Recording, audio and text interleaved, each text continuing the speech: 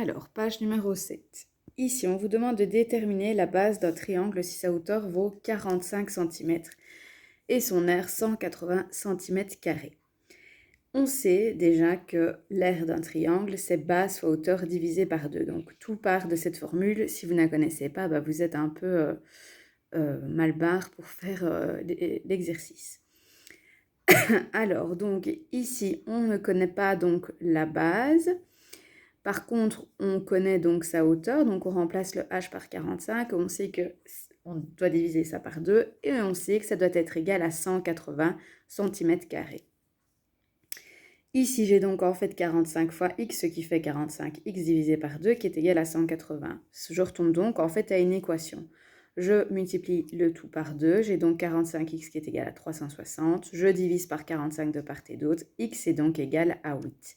X correspondait à quoi? Eh bien, à la base de mon triangle, donc la base mesure 8 cm.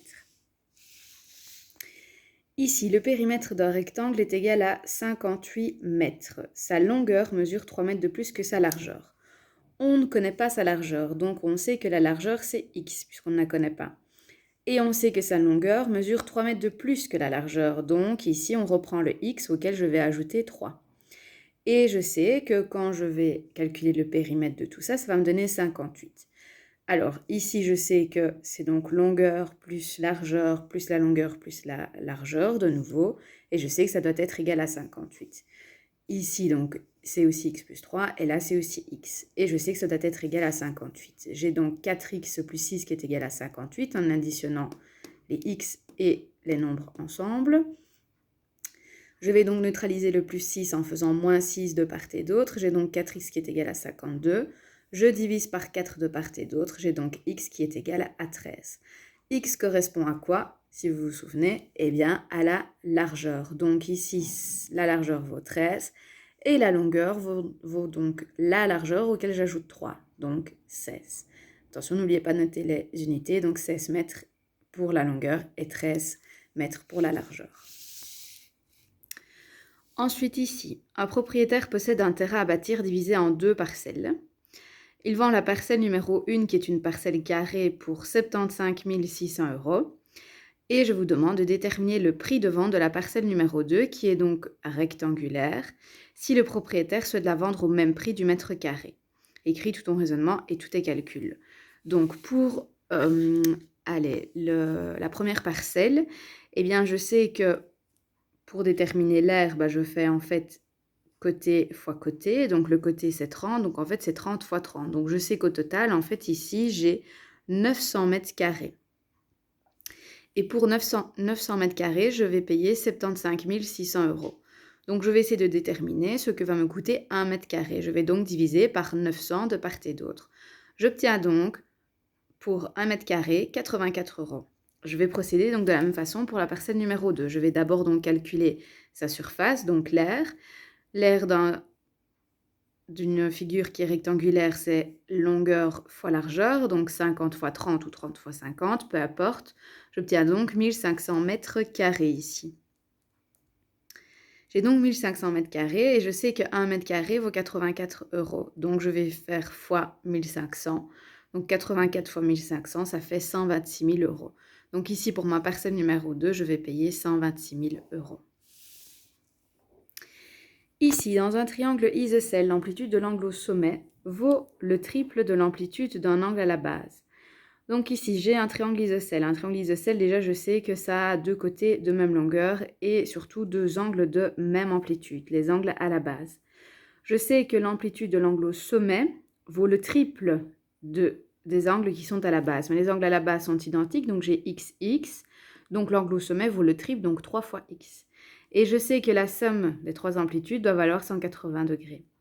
Donc ici, j'ai 3x plus x plus x, ce qui fait 5x. 5x est égal à 180. J'isole le x en faisant diviser par 5 de part et d'autre. X est donc égal à 36. Ça veut dire que les angles à la base mesurent 36 degrés et l'angle au sommet mesure 3 fois 36, ce qui fait 108. On peut vérifier que 108 plus 36 est bien égal à 180. C'est le cas, donc c'est correct. Page numéro 8. Ici, on a affaire à un triangle DEF qui est rectangle en D. L'amplitude de l'angle E vaut l'amplitude de l'angle F augmentée de 24. L'amplitude de l'angle F, on ne la connaît pas, c'est donc X. Donc E, ce sera quoi? X plus 24.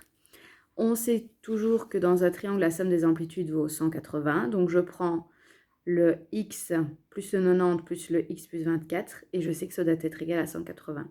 Je réduis les termes semblables. J'ai donc 2x plus 114 qui est égal à 180. Je neutralise le 114 en faisant moins 114 de part et d'autre. J'ai donc 2x qui est égal à 66. Je neutralise le 2 en faisant diviser par 2 de part et d'autre. J'obtiens donc x qui est égal à 33. Ça veut dire que l'amplitude de l'angle F vaut 33 et l'amplitude de l'angle E vaut 33 plus 24, ça veut dire 57 degrés. Je peux vérifier que la somme de 90 plus 33 plus 57 est égale à 180 degrés. C'est le cas, donc c'est correct. Ici, détermine la valeur de x pour que le périmètre de ce triangle égale 50. Je sais que en additionnant ces trois côtés, ça doit être égal à 50. Donc 2x moins 3 plus 4x plus 2x plus 5 est égal à 50. Je réduis mes termes semblables. 2x plus 4x plus 2x, ça fait 8x. Moins 3 plus 5, ça fait 2, est égal à 50. Je neutralise le plus 2 en faisant moins 2 de part et d'autre. J'ai donc 8x qui est égal à 48. Je neutralise le 8 en faisant diviser par 8 de part et d'autre. J'ai donc x qui est égal à 6. J'ai donc déterminé la valeur pour que le périmètre soit égal à 50. Si vous remplacez ici à chaque fois le x par 6, vous verrez qu'en additionnant le tout, ça fera bien 50. Ici, voici une figure qui n'est pas à l'échelle. Le périmètre de la figure est égal à 46. Détermine la valeur de 1. Écris tout ton raisonnement et tous tes calculs. Bien, ici, il suffit de calculer, de se dire le périmètre, ça veut dire qu'il faut additionner tout le pourtour. Là-bas, j'ai 3A, là, j'ai 1. Là-bas, j'ai 2A, 2A, 2A, 1. Ici, c'est de nouveau 3A. Et alors, pour déterminer la longueur de ce côté-ci, en fait, ici, on voit que ce côté-ci, c'est 1. Donc, ça, c'est 1. Donc, j'ai déjà plus 1. Ceci, c'est la même longueur que 2A, donc plus 2A. Et ceci, c'est la même longueur que 1. Donc, ici, pour ce côté-ci, en fait, j'ai 1 plus 2A plus 1. J'additionne tout ça en réduisant mes termes semblables. J'obtiens 14A plus 4 qui est égal à 46. Je vais donc neutraliser le plus 4 en faisant moins 4 de part et d'autre de l'égalité. Après, je neutralise le 14 en faisant diviser par 4 de part et d'autre. J'ai donc A qui est égal à 3. Donc, pour que le périmètre de cette figure soit égal à 46, il faut que A mesure 3, soit remplacé par 3. Ici, même genre d'exercice, sauf que cette fois, le périmètre doit être égal à 56. Même procédé, on va déterminer le périmètre, donc le pourtour. On commence ici avec 1, plus 2x, plus 1, plus 1. Ceci, c'est la même chose que 3x, donc plus 3x. Ici, c'est la même longueur que ça, donc en fait, c'est 1. Ceci, c'est la même longueur que 2x, donc plus 2x. Et ceci, c'est la même longueur que 1, donc plus 1. Et puis, on ajoute plus 3x. On réduit les termes semblables. On obtient donc 10x plus 6 qui est égal à 56. Je neutralise le plus 6 en faisant moins 6 de part et d'autre. J'ai donc 10x qui est égal à 50. Je neutralise le 10 en faisant diviser par 10 de part et d'autre. J'ai donc x qui est égal à 5. Donc, pour que le périmètre soit égal à 56, on doit remplacer le x par 5. Voilà pour la page 8. Alors, page 9, on arrive presque au bout. Ici, on a donc un problème. Emma fait une randonnée de 54 km en 3 jours. Le deuxième jour, elle marche 10 km de plus que le premier jour. Est-ce qu'on sait combien de kilomètres elle a parcouru le premier jour? Non. Donc, le premier jour, ce sera x. Le deuxième jour, elle a parcouru donc 10 de plus. Donc, 10 de plus, ça fait x plus 10. Le troisième jour, elle marche le double de kilomètres parcourus le deuxième jour. Donc, le double de qui? Du deuxième jour. Donc, 2 fois x plus 10. Ensuite, on sait qu'au total, elle a parcouru 54 km. Donc, on additionne les 3 jours. Donc, le x plus 10 plus le troisième jour. Donc, 2 fois x plus 10 entre parenthèses. On distribue ici. On a donc 2x plus 20. On réduit les termes semblables. On a x plus 2x, ça fait 4x. 10 plus 20, ça fait 30, est égal à 54. On va donc neutraliser le plus 30 en faisant moins 30 de part et d'autre de l'égalité. On a donc 4x qui est égal à 24. On va donc ici neutraliser le 4 en faisant diviser par 4 de part et d'autre. On a donc x qui est égal à 6. Attention, à quoi correspond le x? Il correspond au premier jour. Le premier jour, donc Emma aura parcouru 6 km. Le deuxième jour, elle avait parcouru 10 km de plus que le premier jour, donc 6 plus 10, donc 16 km. Et le troisième jour, elle a parcouru le double du deuxième jour, donc 32. Et si on additionne les trois valeurs, on constate qu'on arrive bien à 54 km. Ensuite, Martine veut acheter un vélo. En février, elle a économisé le double de la somme épargnée en janvier. On ne sait pas ce qu'elle a épargné en janvier, donc en janvier, c'est x. Donc en février, c'est 2x. Et en mars, elle a économisé 30 euros en plus qu'en janvier. Donc ce sera, par rapport à janvier, x plus 30. On sait qu'au total, de ses économies à la fin de ces 3 mois, elle obtient 170 euros. Donc j'additionne ces 3 mois-là et j'obtiens 170 euros. J'additionne donc mes termes en x. Je vais neutraliser le plus 30 en faisant moins 30 de part et d'autre. J'obtiens donc 4x qui est égal à 140. Je vais diviser par 4 pour obtenir x. J'obtiens donc x qui est égal à 35 euros. À quoi correspondait le x? Eh bien, à la somme épargnée en janvier. Donc, en janvier, elle a épargné 35 euros. En février, elle avait épargné le double de janvier, donc 2 fois 35, 70 euros. Et en mars, elle avait épargné 30 euros de plus qu'en janvier. Donc, on reprend le x auquel on ajoute 30, donc 35 plus 30, 65 euros. Et si on additionne ces trois valeurs, c'est-à-dire 35, 70 et 65, on obtient bien 170 euros. Voilà pour la page 9. Alors, dernière page. Un groupe de 40 élèves accompagnés de 4 adultes vont au théâtre. Le lendemain, un deuxième groupe de 36 élèves accompagnés de 7 adultes vont voir le même spectacle. Le prix d'une place adulte est de 8 euros. L'école a payé le même montant pour les deux groupes. Alors, on nous demande de calculer le prix d'une place étudiant. Donc ici, on sait que le prix d'une place étudiant, on ne connaît pas le prix, donc c'est x.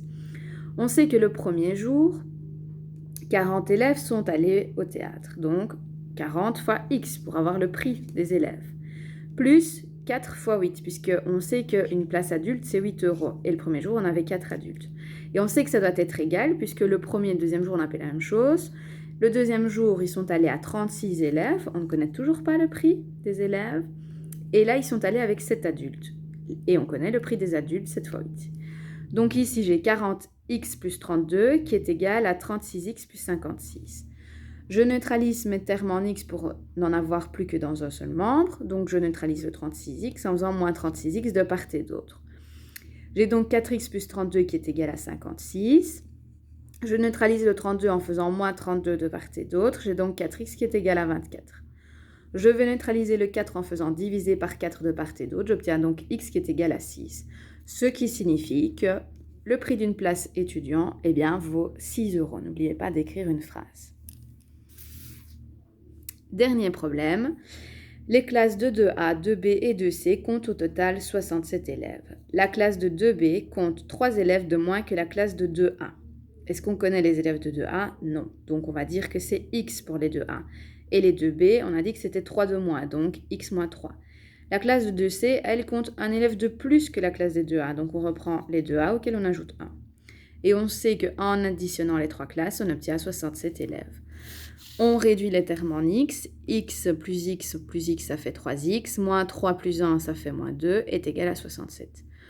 On réduit donc le moins 2 en faisant plus 2 de part et d'autre. J'obtiens donc 3x qui est égal à 69. Je divise par 3 de part et d'autre. J'obtiens donc x qui est égal à 23. À quoi correspondait le x? Eh bien, nombre d'élèves en 2a. J'ai donc en 2a 23 élèves. En 2b, j'en ai combien? J'en avais x moins 3. Donc, je reprends le 23 auquel j'enlève 3. Donc, ça fait 20 élèves en 2b.